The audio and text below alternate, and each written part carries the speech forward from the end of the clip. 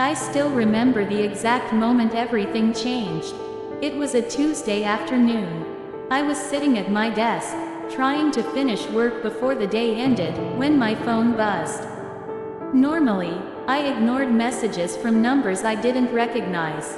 But for some reason, I looked at this one. The message was short. "Do you know where your husband really is every Thursday night?"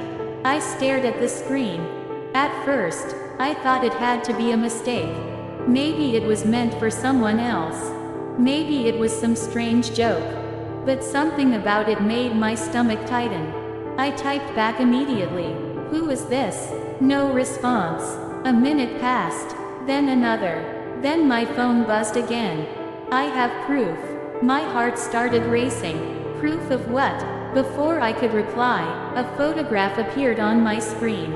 I opened it. The moment I saw it, it felt like the room had gone silent. There was my husband, Daniel.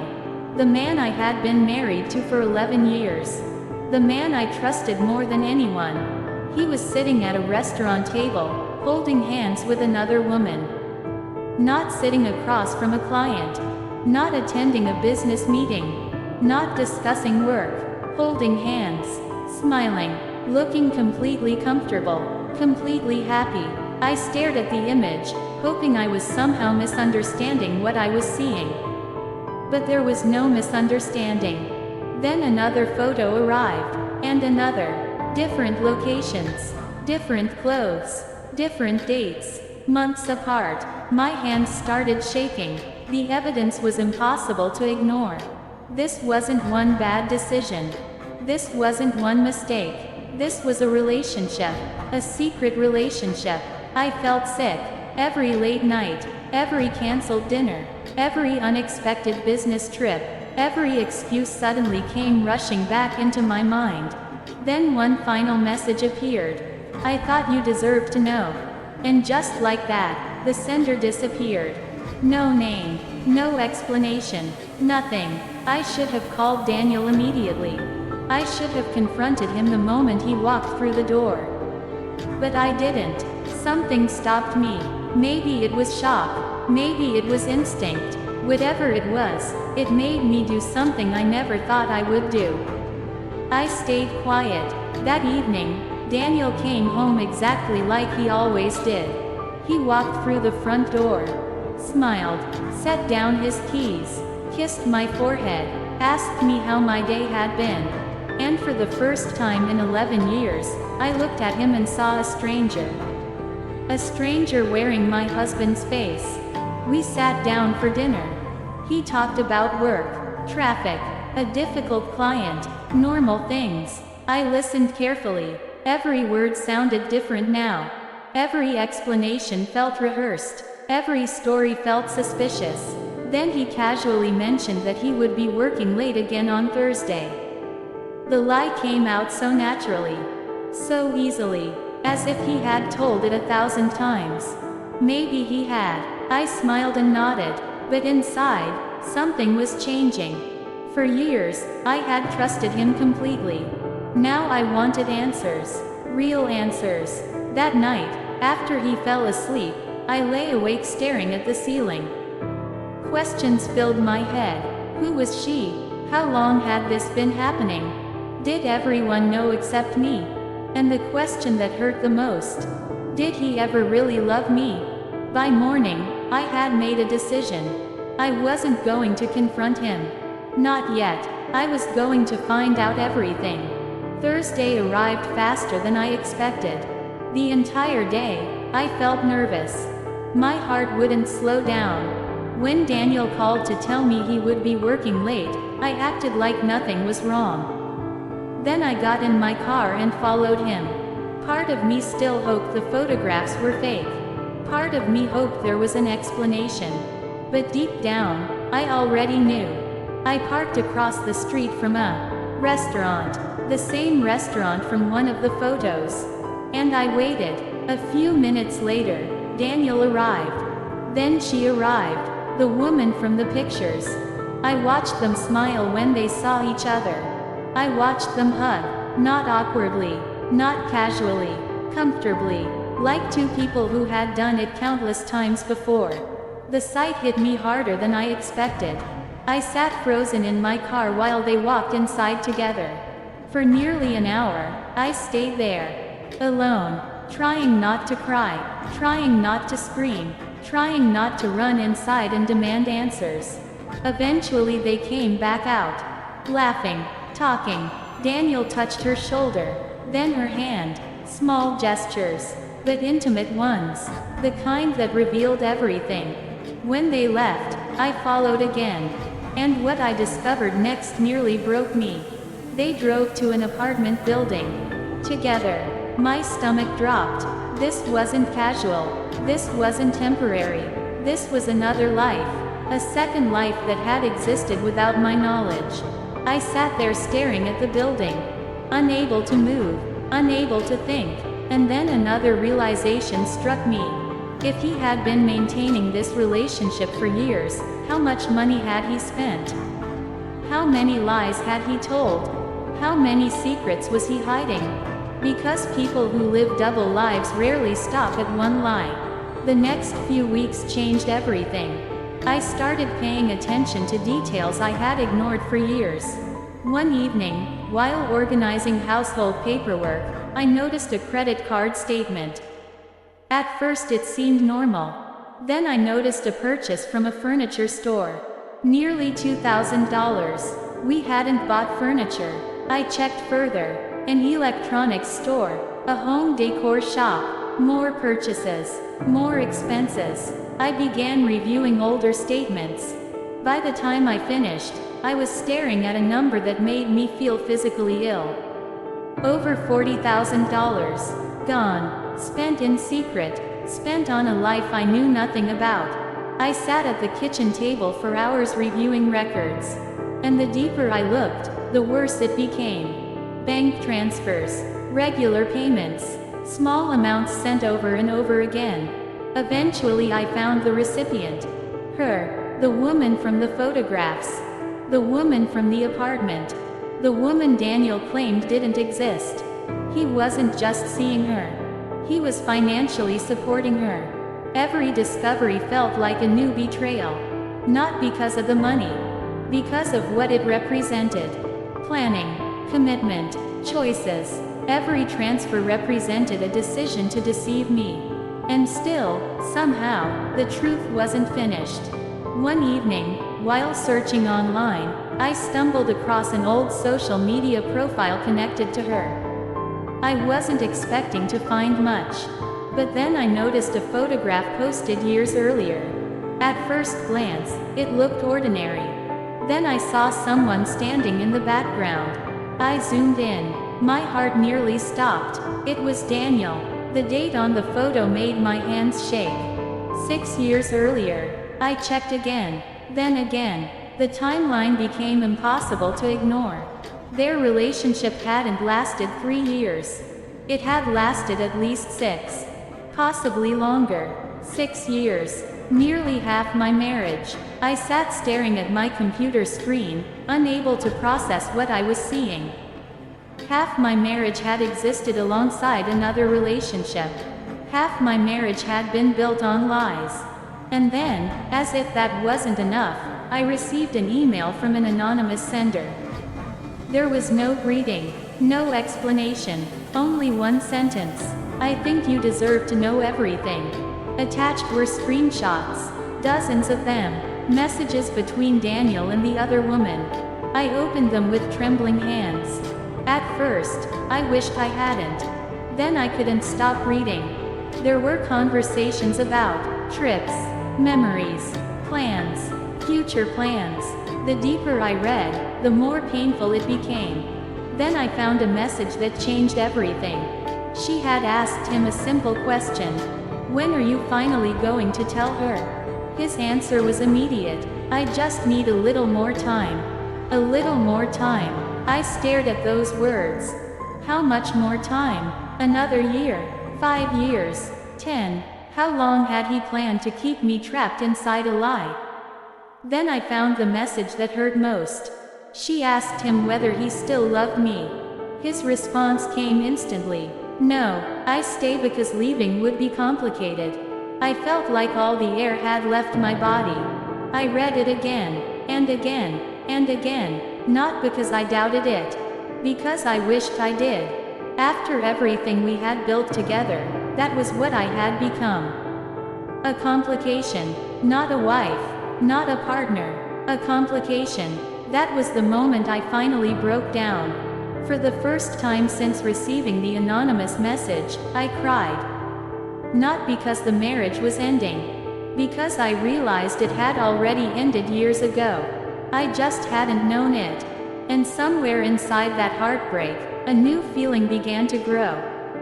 Determination. Not revenge. Not anger. Determination. Because Daniel believed he controlled the story. He believed he controlled the truth. But he didn't anymore. And I was only beginning to understand how much power the truth really had. For the next 2 months, I said nothing. Not a single word. Most people imagine revenge as something dramatic. They imagine shouting, arguments, public scenes. But the strongest thing I did was stay silent long enough to understand exactly what I was dealing with. Every day, I collected information. Every day, I paid attention. Every day, I learned something new. And every day, Daniel continued lying as if nothing had changed. That part surprised me more than anything. He never seemed nervous, never seemed guilty, never seemed worried that he might be caught. It was as though deception had become a habit, a routine, something so normal to him that he no longer thought about it. One morning, I sat across from him at breakfast while he explained why he would be traveling for work the following week. I listened calmly, nodded, smiled when appropriate. Inside, I was wondering how many times he had told that exact story before. How many details had been rehearsed. How many lies had become automatic. The strange thing was that the more I learned, the less emotional I became. The initial shock had faded. The heartbreak was still there. The sadness was still there. But something else was replacing them. Clarity. For years, I had been living inside uncertainty without realizing it. Now I was finally seeing reality. And reality, even when painful, is easier to deal with than confusion. Eventually, I scheduled a meeting with an attorney. Walking into that office felt surreal. I never imagined I would find myself there. I never imagined I would be carrying folders filled with evidence against the man I married. The attorney listened carefully while I explained everything. Then she asked one question. "Do you have documentation?" I almost laughed. Documentation was all I had. Photographs, financial records, screenshots, timelines, messages, transfers, years of deception carefully organized into folders. She reviewed everything, page after page, photo after photo. The longer she looked, the more serious her expression became. Finally, she closed the folder and looked directly at me. "You've been thorough." I nodded. Because I had been. Not because I enjoyed it. Because I needed the truth. The meeting gave me something I hadn't felt in months. Control. Not over Daniel. Not over the situation. Over myself. I began preparing quietly. Protecting important documents. Separating accounts where appropriate. Making sure I understood every option available to me. Meanwhile, Daniel remained completely unaware. Every Thursday he left for his meetings. Every Thursday he came home with another story. And every Thursday I listened. The difference was that now I knew exactly who he was. One evening he sat beside me on the couch discussing vacation plans for the following year. Vacation plans. The irony was almost unbelievable. While he talked about future destinations, I was preparing for a future that didn't include him. I remember looking at him and wondering whether he actually believed his own lies. Or whether he simply hoped everyone else would. Then, unexpectedly, an opportunity appeared. Daniel announced a large family gathering. Parents, siblings, close relatives, friends, everyone would be there. The moment he mentioned it, I felt something shift inside me. I didn't need to think about it. I knew this would be the day. Not because I wanted to embarrass him. Not because I wanted a scene. Because I wanted the truth in a room where lies couldn't survive.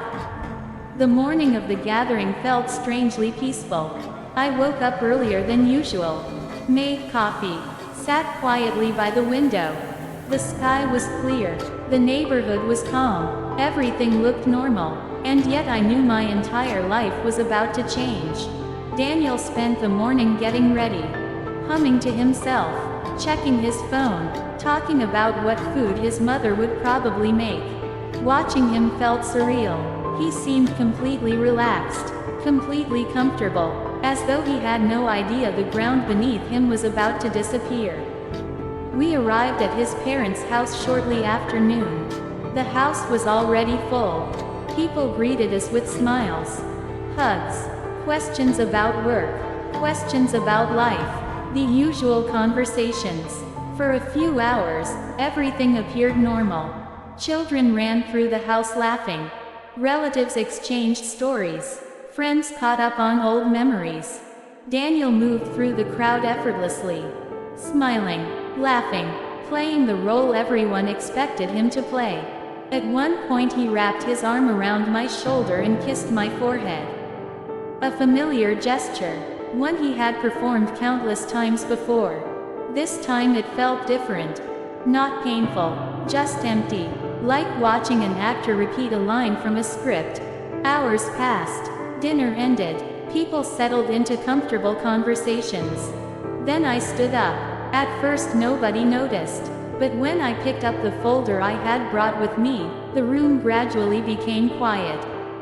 I looked around at everyone. Family, friends, people who cared about us. People who believed they knew the truth. My hands were steady, far steadier than I expected. "Can I say something?" I asked. The conversation stopped. Everyone turned toward me. Daniel looked mildly confused. "Nothing more." "Not yet. I've spent the last few months learning things I never expected to learn." The room grew silent. I could feel everyone's attention shifting, trying to understand where this was going.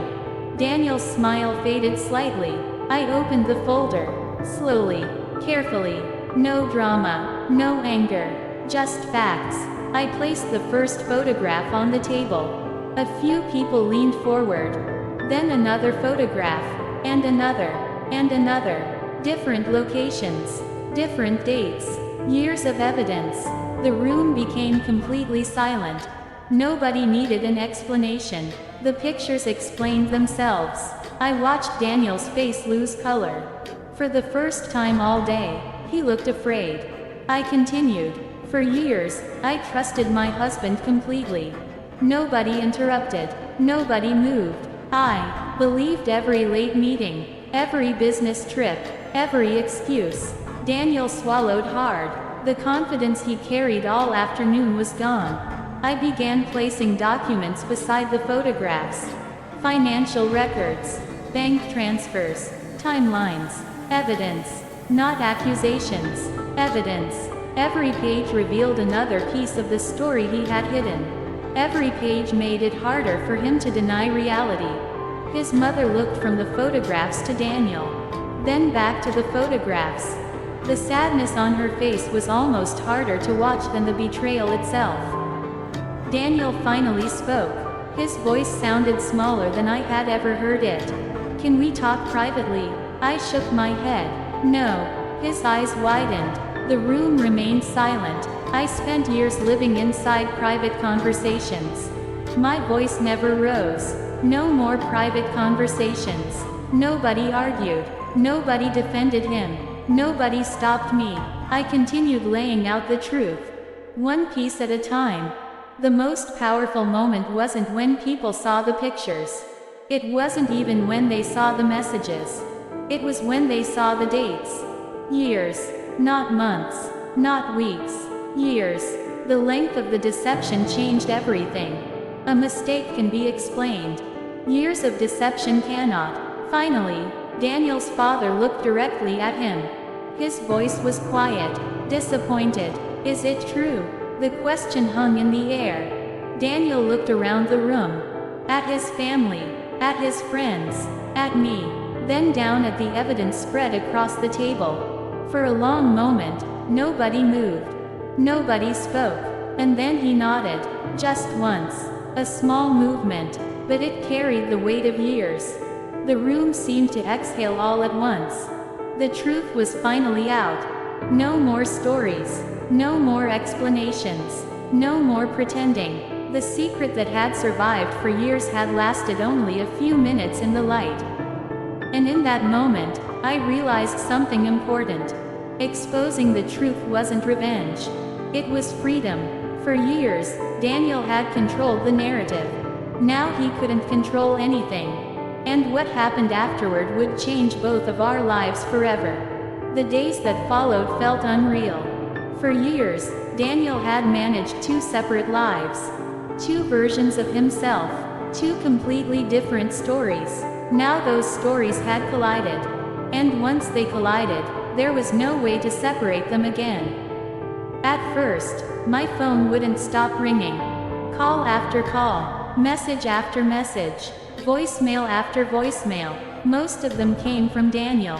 Some were apologies. Some were explanations. Some were promises. Some were desperate attempts to convince me that things weren't as bad as they looked.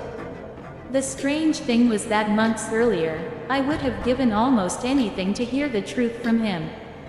Now, when he finally wanted to talk, I wasn't interested anymore. Not because I was being cruel. Because I had already spent months listening. Listening to evidence. Listening to facts. Listening to reality. There wasn't much left to discuss. One evening, while sitting alone in the house, I looked around the living room we had shared for years. The furniture, the photographs, the decorations, every item carried a memory. For a moment, I allowed myself to grieve. Not the marriage itself, the version of the marriage I thought I had, the future I believed we were building, the dreams I thought belonged to both of us. That loss was real, and pretending otherwise would have been dishonest. Some nights were harder than others. Sometimes I would wake up in the middle of the night and remember something. A vacation, a birthday, an anniversary, and I would find myself wondering whether those moments had been genuine. Or whether he had already been living his second life. Those questions hurt, but eventually I realized something important. The answers didn't actually change anything. The betrayal was real regardless. The deception was real regardless. And spending my life searching for every missing detail wouldn't bring me peace. Acceptance would. A week after the gathering, Daniel asked if we could meet. Just once. I thought about it for several days before agreeing. Not because I wanted reconciliation. Because I wanted closure. We met at a small cafe during the afternoon. Public, quiet, neutral. When he walked in, I barely recognized him. Not physically, emotionally. The confidence he always carried was gone. The certainty, the charm, the easy smile, all of it seemed diminished. He sat across from me. For several seconds, neither of us spoke. Then he finally broke the silence. I never wanted this to happen. I looked at him carefully. The statement was revealing, not because it was surprising, because it exposed the way he saw everything. He never wanted consequences. That wasn't the same thing as wanting honesty. Those were two very different things. You had years to stop it, I said quietly. He lowered his eyes. For a moment, neither of us spoke. Then he asked a question. When did you find out? I thought about the anonymous message. The photographs. The long nights. The investigations. The evidence. The months of silence. Long enough ago, I answered. He nodded slowly. I could see the realization settling in. understanding that the woman sitting across from him wasn't reacting emotionally anymore. I had already gone through the anger, the shock, the heartbreak. Now I was operating from clarity. And clarity is difficult to manipulate. After another long silence, he asked something unexpected. "Do you hate me?" I considered the question honestly. Because hate would have been easy. Simple, clean, but it wasn't the truth. No. For a brief moment, relief appeared on his face. Then I continued, "I just don't trust you." The relief disappeared instantly, because trust was the one thing he couldn't ask me to restore.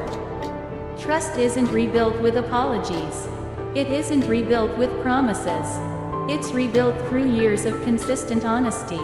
And even then, some damage never fully disappears. He knew that. I knew that. The conversation ended shortly afterward. There was nothing left to negotiate. The facts were already established. The choices had already been made. The consequences had already begun. As the weeks passed, life gradually became quieter. Not easier, just quieter. The constant uncertainty that had once filled my days was gone. The confusion was gone. The questioning was gone. For the first time in a long time, I knew exactly where I stood. And there was peace in that. Not immediate happiness. Peace. A different thing entirely. Friends reached out. Family checked in. Some people offered advice. Others simply listened. I appreciated all of it. But more than anything, I appreciated the people who didn't try to tell me how I should feel. Because healing doesn't follow a schedule. It doesn't happen in a straight line. Some mornings I felt strong. Other mornings I felt exhausted. Some days I barely thought about Daniel at all. Other days a memory would appear unexpectedly and catch me off guard. But gradually, the difficult days became less frequent. And the peaceful days became more common. Months later, I began hearing bits and pieces about what happened after the truth came out. Certain friendships had changed. Certain relationships had become strained. People who once trusted Daniel completely now viewed him differently. Not because they were trying to punish him. Because trust affects everything. When someone is capable of maintaining a deception for years, people naturally begin questioning what else they might not know. That was the consequence he never anticipated. Not embarrassment, not public exposure, the loss of credibility, the loss of certainty, the loss of trust. And unlike money, trust cannot simply be replaced.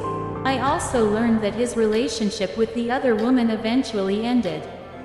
Many people were surprised. I wasn't. Relationships built on secrecy often struggle when there are no secrets left. For years, their relationship existed in a fantasy. A world where difficult decisions could always be postponed. A world where reality could be delayed. Eventually reality arrived, and reality asks questions that fantasy never does. Months passed. Then one day, I received a final message from Daniel. Just a few sentences. No excuses. No justifications. No attempts to change my mind. Only an apology. A genuine apology. Perhaps the most honest thing he had said in years. I read it carefully. Then I put my phone down. I appreciated the apology. Truly. But appreciation and forgiveness are not the same thing as rebuilding a relationship. Some chapters end permanently, and sometimes they should, because not every ending is a tragedy. Some endings are simply transitions, the beginning of a different story. As time passed, I started noticing small changes in myself. I laughed more easily. I slept better. I felt lighter. For a long time, I couldn't understand why. Then one day, it became clear. I wasn't carrying uncertainty anymore. For years, I had been carrying questions I didn't know existed. Doubts I couldn't identify. Confusion I couldn't explain. Now those things were gone. The answers had arrived. Painful answers. But answers nonetheless. And there is freedom in certainty. Looking back now, I understand something I couldn't see in the beginning. The anonymous message didn't destroy my life. It revealed it. The truth wasn't responsible for the betrayal. The betrayal already existed. The truth simply exposed it. That distinction matters.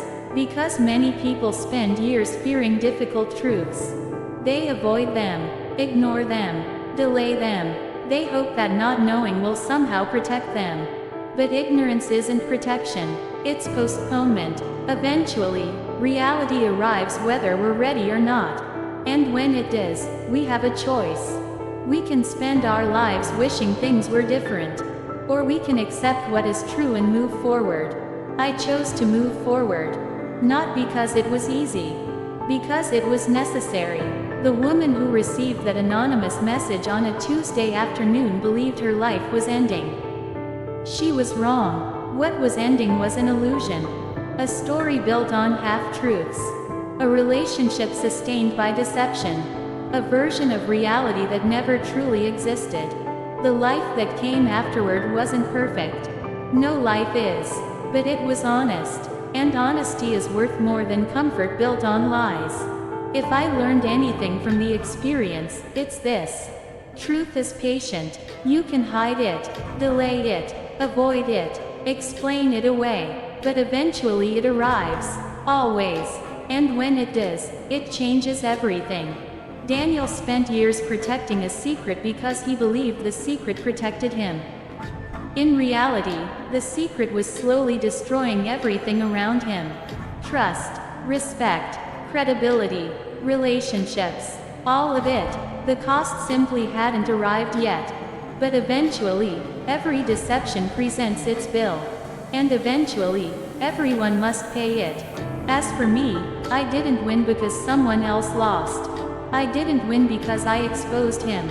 I won because I reclaimed my own life. I reclaimed my peace. I reclaimed my future. And most importantly, I reclaimed that truth.